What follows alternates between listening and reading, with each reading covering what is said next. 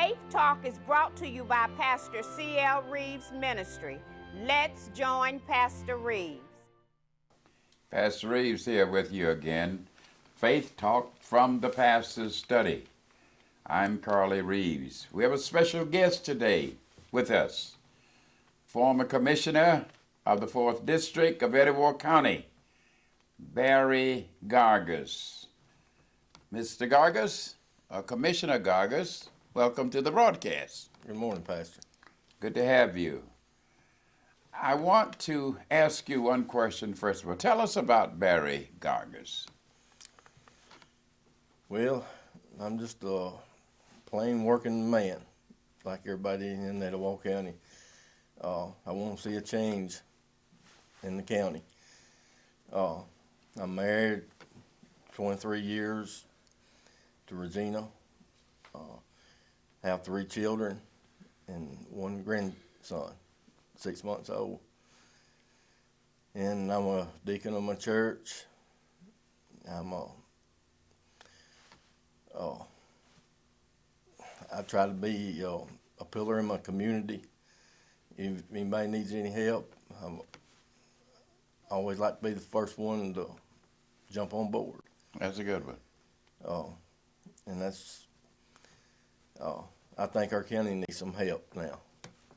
Did you grow up in Etowah County? I grew up in Gallup, been there all my life. Okay. West Etowah County. What school did you go to? Etowah. Etowah. They're doing very well in football this year, too, I might say. Yeah, we went Friday night. They're doing pretty good. Yes. Why do you want to be sheriff? Why are you running for the office? Well, I've seen so many things as being commissioner that the average people didn't see. At that point, I was on the inside looking out. Before that, I was on the outside looking in. And when you get in, you see a lot of things that the normal working people like to see a change in. Yeah. There's money wasted. Well, as we all know, the economy took a downturn. And I don't believe it's the taxpayers' responsibility to keep the elected officials up in this county. As my ads have stated in the paper, our sheriff has received almost $2.2 million in food money. And he had promised to give the excess food money back.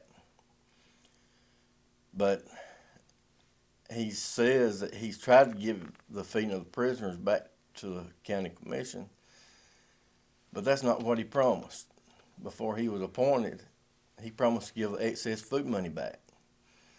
But nowhere in the minutes of the county commission is it where he's tried to give it back. And I've called his hand on it. And the sheriff sells phone cards to the inmates. And since he's been in office, he's received over $500,000 just in phone card money. And that, I want to return that to the county. If the person running for office is expecting more than what the salary pays, I don't believe he should be seeking that office. And there again, I'm willing to give up $10,000 a year for the first 2 years to start a better drug program in our school system. As we know, we got a drug problem in this county, and it's ruining our young people. And if we can reach one child in my 4-year term, that'd be worth every penny of it. And I had a problem when I was commissioner. The sheriff's department driving $50,000 SUVs. They'd go purchase them just like nothing to it. That's taxpayers' money. And I believe the elected officials should be held accountable for the taxpayers. I have to ask you this. Why do you feel that you have enough experience? That's a big job. You actually feel that you have enough experience to handle that job? Yes, sir. Oh, but let me say this first. If I hadn't never been commissioner, there's no way I would ever ran for sheriff. Okay. Being a commissioner, you get your county government experience, and we was in a commission work session one day, and late Sheriff Hayes made a statement. He said, "I've never used my law experience to be sheriff." He said, "I've always used a common sense approach." So, I mean, as being a former commissioner, any job up there that's elected, if a person has got common sense, they can do it. I urge anybody to run for elected office. It's basically like running a household. If you spend more than you take in, you're in trouble. Yes.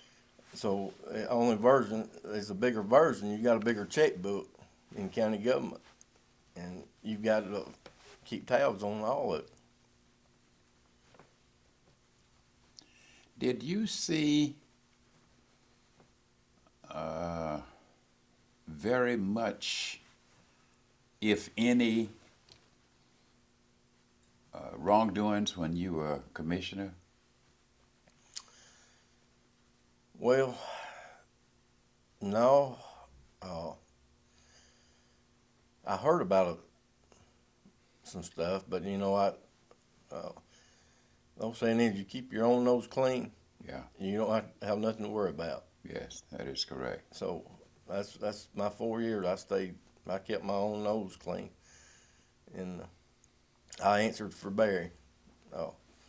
I didn't answer for any other elected official.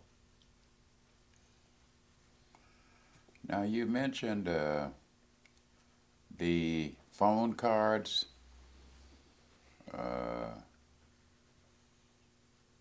and something else about the store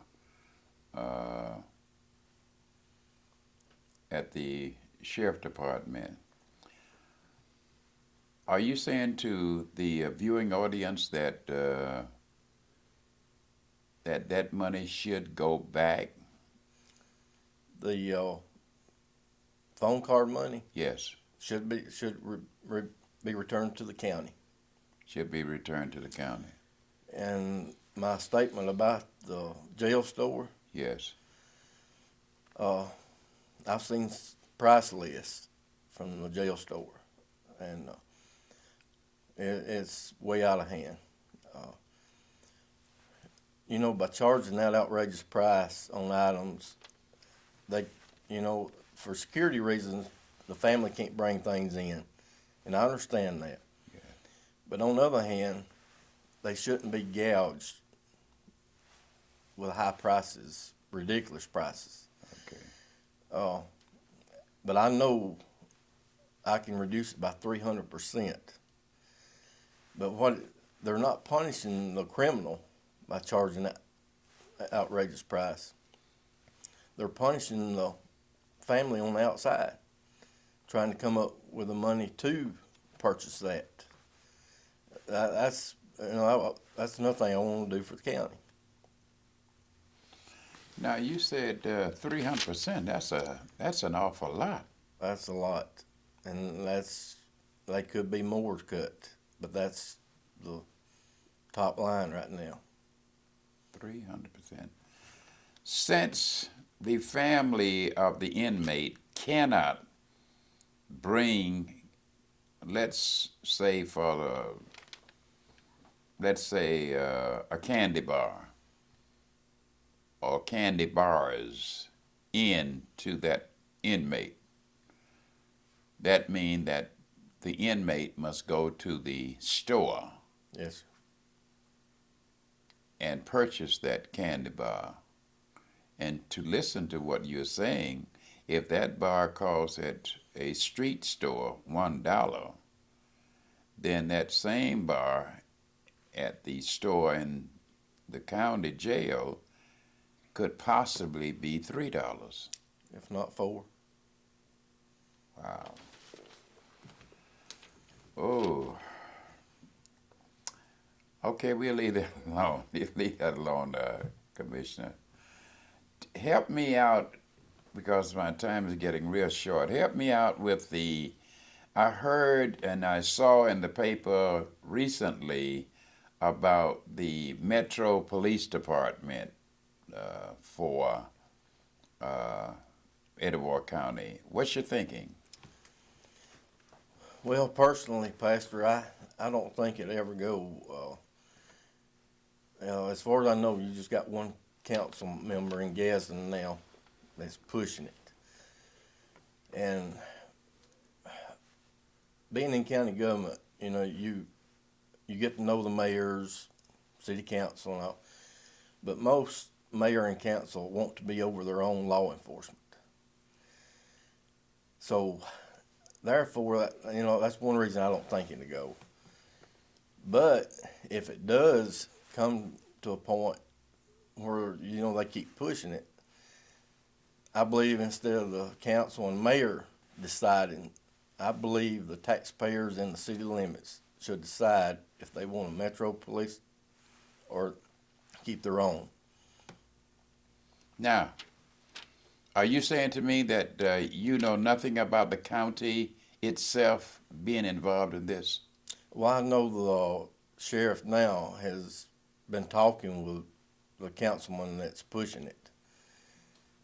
Yeah, I'm well familiar with what's going on with it. Okay. Okay. All right. Thank you. There's a lot more I would like to ask you, but our time is up. I want to say thank you for your time and sharing with the viewing audience why you would like to become the sheriff of Etowah County.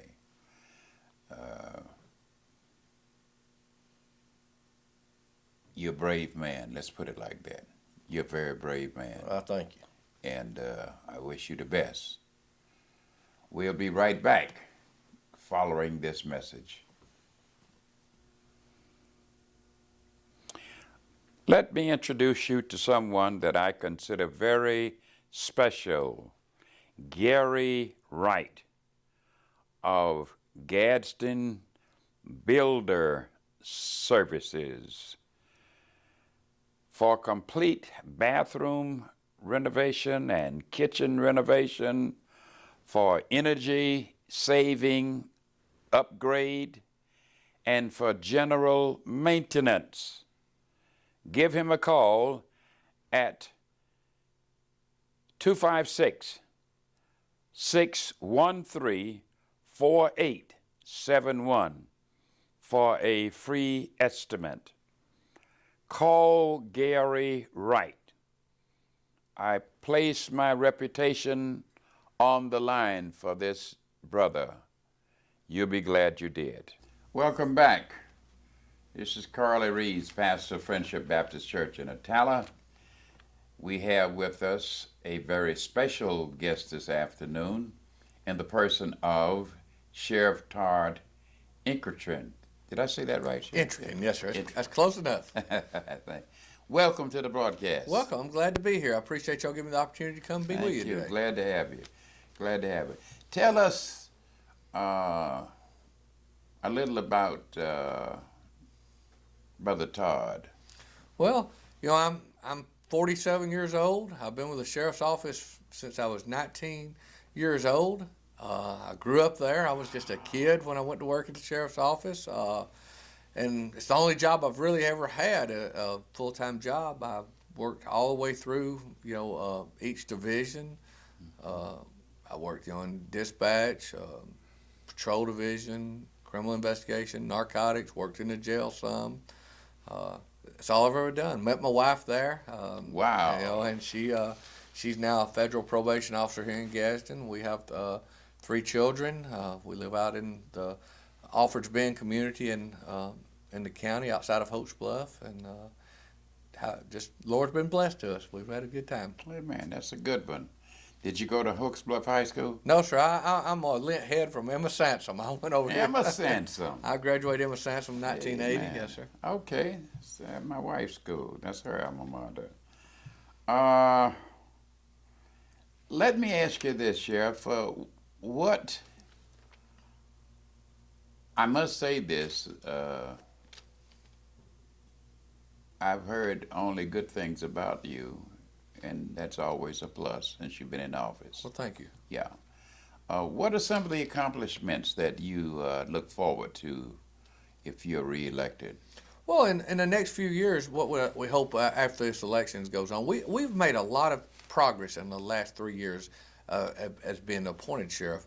But in the next 4 years, we want to do some more things. We want to really get out here and let the public know what the sheriff's office is about. You know, right now we're doing a lot of stuff in the community, but we want to continue with that. We want to be a professional organization, which I think we are. I have some of the best deputies in the southeastern United States, I think, working for us. But we want to strive forward and be more involved in the community and community activities. You know, we participate in a lot right now, but I think there's more that we can do, and that's some of the things I look forward to being able to do in the next 4 years.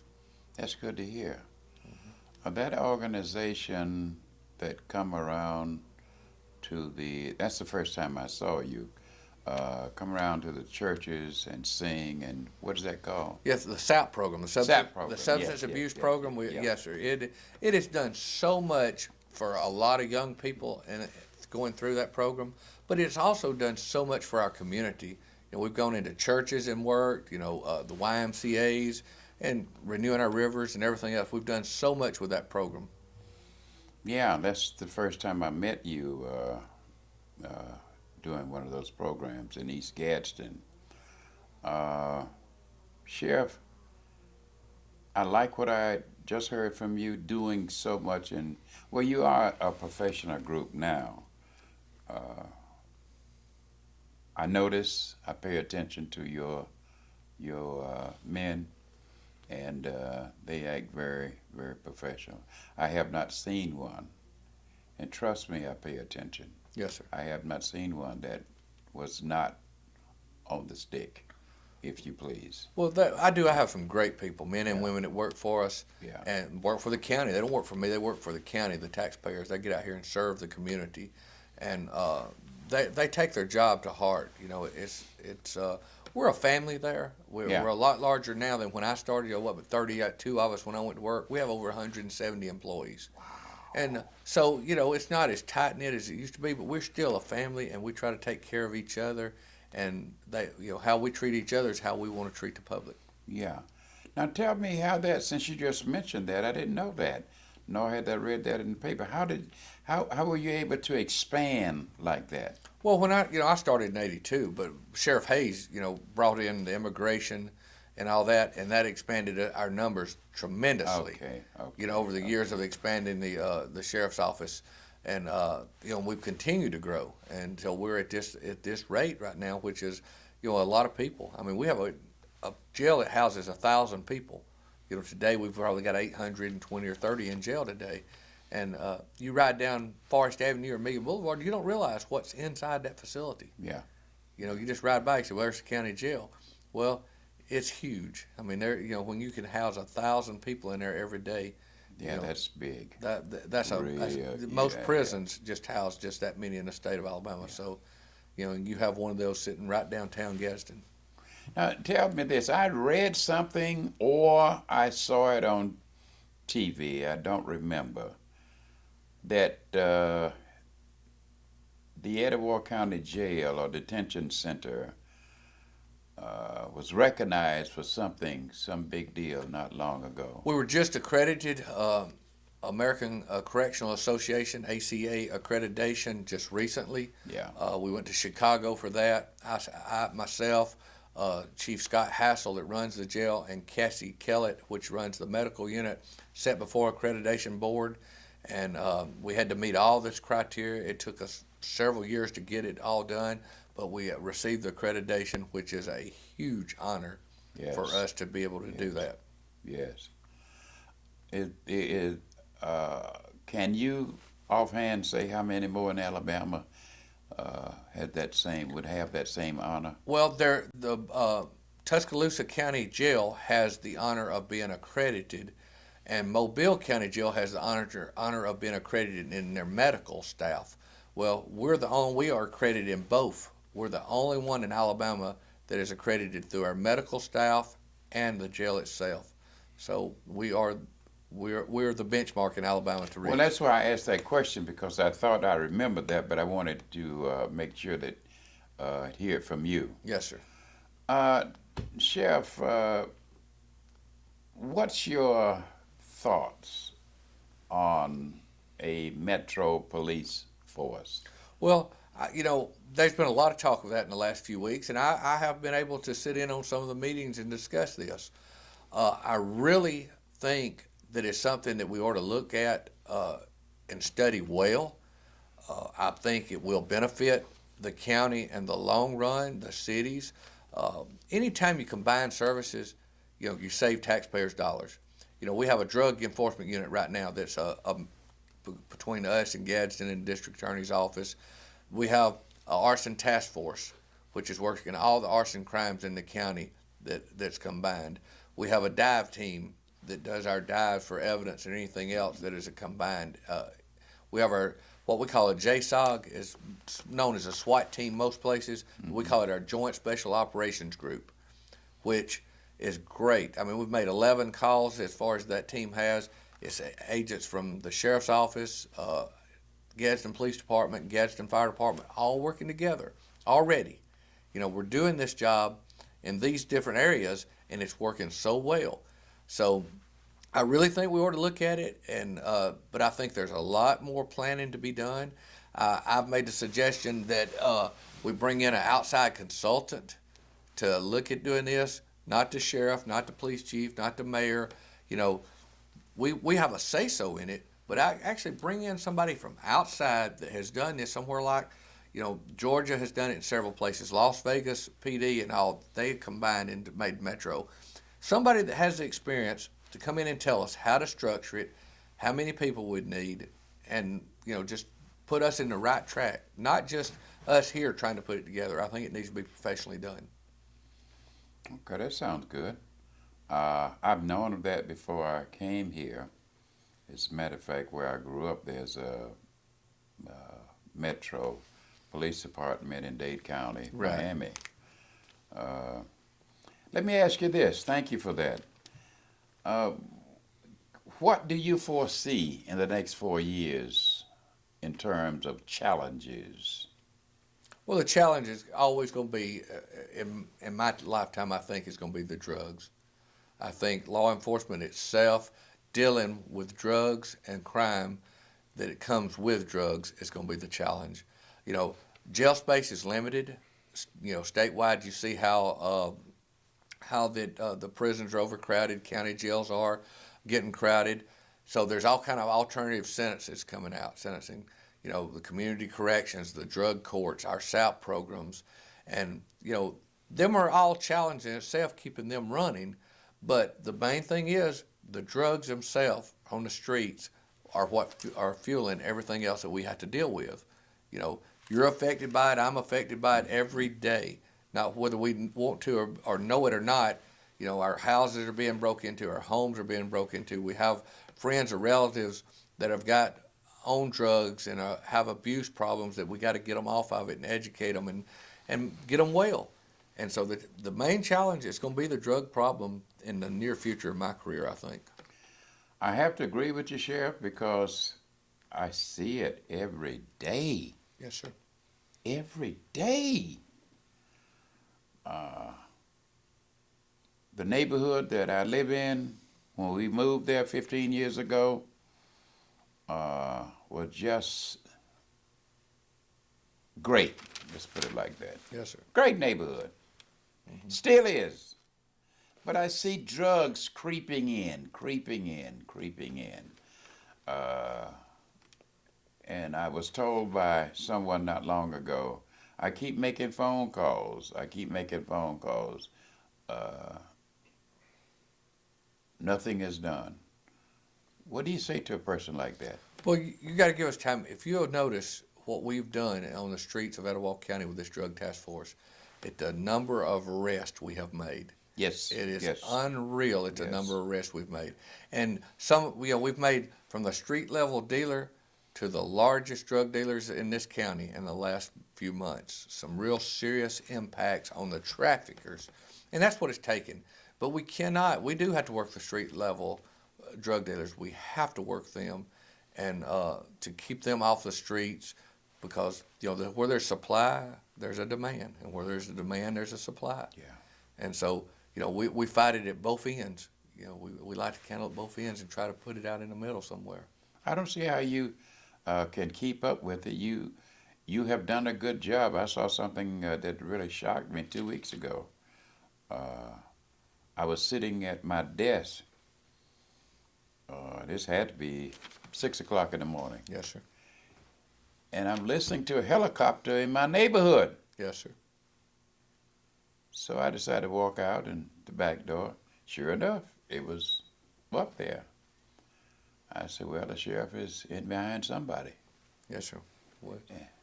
We made a significant arrest that morning. A very significant arrest. Thank you for coming. There's a couple more I'd like to ask you, but our time is short. I want to say to you, Sheriff, thank you for coming and speaking to the viewing audience. I'm asking you, my brothers and sisters, to pray for Sister Rouser Senior. Pastor Rouser is from Ridgeville, the Mount Pilgrim Baptist Church #1 in Ridgeville. His wife, she's in bad health, ill health. I'll take that back. Ill health. Sister Hoyt. Sister Hoyt is the mother-in-law of